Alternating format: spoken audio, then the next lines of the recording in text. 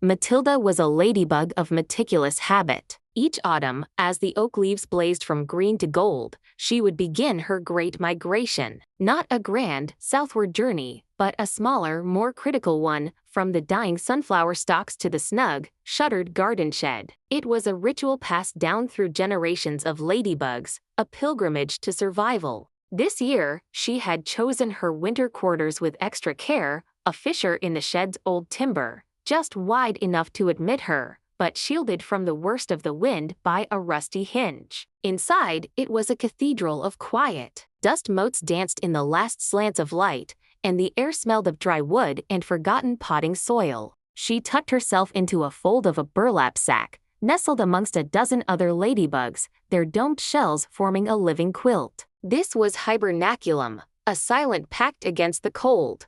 The first sign was a sound, a low moan that crept through the timber walls. The wind, which had been a whisper, became a roar. The storm, forecasted as a brief squall, had grown fangs and a temper. It was named Winter's Fury by the humans on their flickering screens, and it lived up to its name. The temperature in the shed plummeted. The gentle warmth leached away, replaced by a biting cold that seeped into their very shells. The ladybugs, deep in their torpor, instinctively pressed closer. But Matilda, nestled near the entrance crack, felt it most acutely. A sharp, icy tendril of wind found its way through, carrying with it a flurry of snow. Panic, a sensation she hadn't felt in years, fluttered in her tiny heart. This was not the gentle descent into winter. This was an invasion.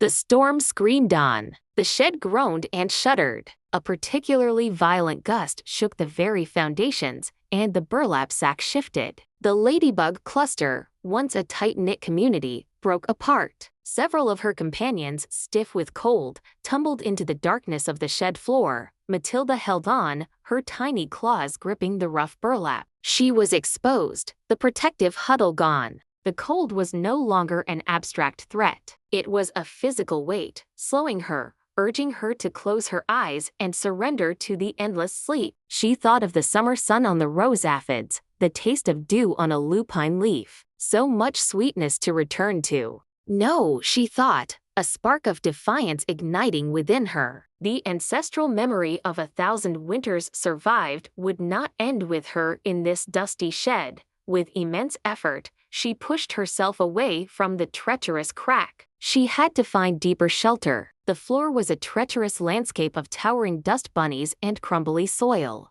Every movement was a monumental effort, her body a sluggish, uncooperative thing. She navigated by memory and instinct, heading for the back wall where an old, discarded terracotta pot lay on its side. A draft, like a river of ice, flowed along the floor. She fought against it, a tiny red speck in an immense, dark world. Once, she had to scramble over the leg of a wooden bench, a climb that felt like scaling a mountain. Her energy was fading. The cold was a siren song, promising rest. Then, she saw it. Not the terracotta pot, but something better. A human child's lost mitten, made of thick, red wool. It had fallen behind a stack of seed trays. One of the fingers was curled inward, creating a perfect sheltered cave. Summoning the last of her strength, Matilda crawled inside. The difference was immediate. The wool trapped what little warmth her body produced, creating a microclimate of survival. The howling wind became a muffled roar. The biting cold was now a manageable chill. She tucked her legs beneath her, pulled her head tight to her body, and settled into the deepest torpor she could manage.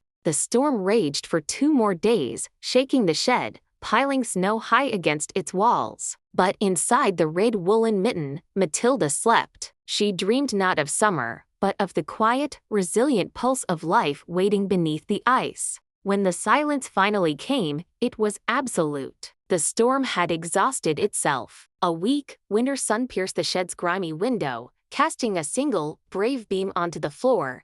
Days later, as a thaw set in, the shed door creaked open. A little girl, looking for her lost mitten, found it behind the seed trays. As she picked it up, something caught her eye. A bright-ribbed ladybug, its shell gleaming like polished stone, was crawling slowly from the woolen cuff. "You kept warm in there, didn't you, little friend?" the girl whispered. Matilda stretched her stiff limbs, feeling the nascent warmth in the air. She unfolded her delicate wings, gave them a testing buzz, and then, with a graceful hop, landed on the girl's outstretched finger. For a moment, they regarded each other, a giant and a survivor. Then, Matilda took flight. She navigated the sunbeam, a tiny ember carried on the still, cold air, and found a new, secure crevice higher up in the rafters. The worst was over. The world was still frozen, but she had endured. She was a promise of red against the white, a tiny, unwavering testament to the stubborn will to see another spring. The end. Thank you for watching, and please don't forget to like, share, and subscribe.